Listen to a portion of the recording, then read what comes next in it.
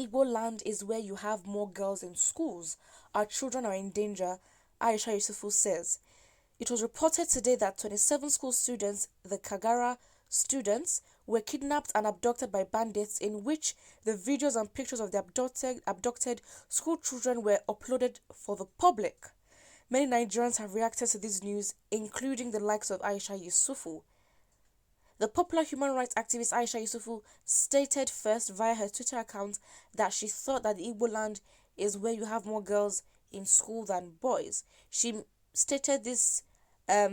She made this statement after the news article by the Vanguard titled "Why Igbos Now Invest in Girl Child Education."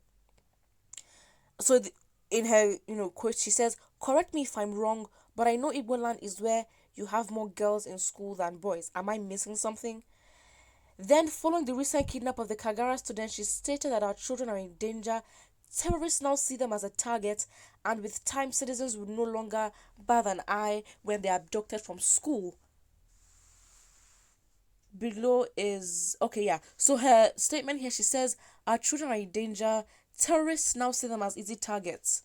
We will, and with time, citizens will no longer bat an eye when they are abducted from school. We must never allow it become business as usual. We must never allow it, but then the people who have the power to enforce the law and defense negotiate. In the past, we're negotiating with bandits. So what do we expect? When we talk about businesses, we're talking about negotiation. And so it just shows you how much this country undervalues human life. And she continues in tweets and says, the biggest enemy to the nation and the worst threat is Muhammadu Buhari, who is posing as the president and commander-in-chief of the Federal Republic of Nigeria. It is frustrating, but again, at this point, if the Nigerian public want to do anything, they need to add pressure.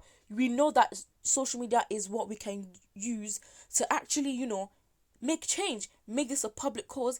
We don't even need to make it a public or international cause. We just need to apply pressure in our own country and force these people to be accountable. But then again, we have to be united for that to happen. And is it likely? I don't know. Somebody says, Madam, tell us what you mean. Or have you seen any Igbo girl kidnapping anybody before? What? Okay, this comment is taking it wrong. Basically, the article is talking about how she's showing concern for children because, first of all, the first bit of the article says, she on Twitter replied to an article that says, why Igbos are investing in girl education, and she replied, why should they be investing now when girls are the majority that are actually in education in Igbo land? And then soon after she tweeted that, another article and news came in that the kids were kidnapped in the Niger state, and of course she then replied, and obviously the amalgamation of her reaction prior to that and the new news of the children being kidnapped made her make a tweet about how the children right now are now targets for abduction and how it's a bad thing. So don't take it out of context and pick what you want to hear. Someone says Igbos are democratic because we travel and we learn good things. Okay. Yeah. Another person here says, this woman, be careful the way you call Igbo name. I want you to be careful, rat like you. She didn't say anything offensive. She was basically reacting to an article. That was, please. Someone says, I think Madam Aisha is talking too much these days. Why is people don't respond to every issue flying in the air? Is she trying to play the role of the information minister? Why is she talking too much? Why should she not be vocal about it?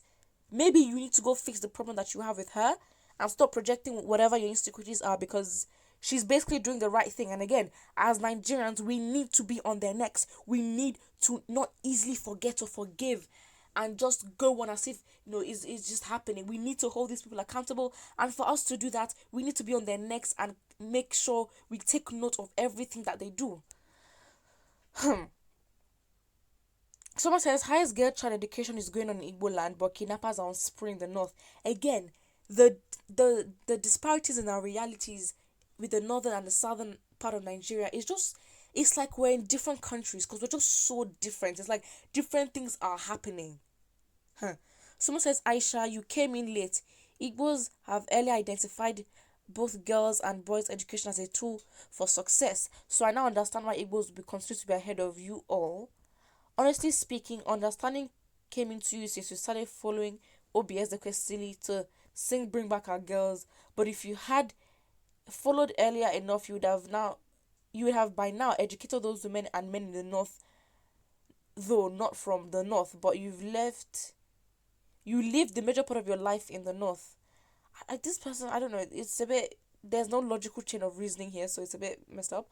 Somebody says, the NSAS process have raised your name up. Who knows Aisha Yusufu? Guys, okay, now, why are you getting coming for her? You know what she's saying is factual. The thing is, she was already popular before. She was the main person. Remember when the Bring Back Our Girls protest, when the girls were kidnapped? Yeah, she was the main person who was vocal. And because of her, people like Michelle Obama were talking about these issues. So put respect on the woman's name, because what she's doing, you can't do it. So calm down. Someone says, one reason so many of you are airheads, read between the lines. What? Please. Somebody says, of course it's true, nothing like Amajiri in Igbo land. Again, but that is very, very true. The Igbos don't have that system of, I don't even, of kids. Okay, the stereotypical views of Amajiri is basically kids who are starving on the road, uneducated and begging. That's basically the stereotypical thing. But apparently, from what I've heard, maybe the Amajiri is an education system where they teach the young children, but then apparently there was a huge abandonment, and then they were not being taken care of, and so yeah, that's basically okay. So I've searched it up. So Al-Majri is derived from an Arabic word which refers to a person who migrated his home for search of Islamic knowledge.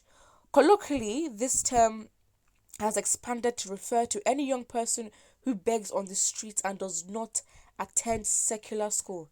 Yeah, that speaks for itself, honestly. Um, yeah, the Igbos it's a whole different. When you talk about Igbos and the Hausas and Fulanis, the difference in realities makes you think, how are they even coexisting in the same country? It's, yeah, we're just too different at this point, and it just is what it is. Um, it is obviously unfortunate, and yeah, put what you think about this in the comment section below, and do not forget to like and subscribe.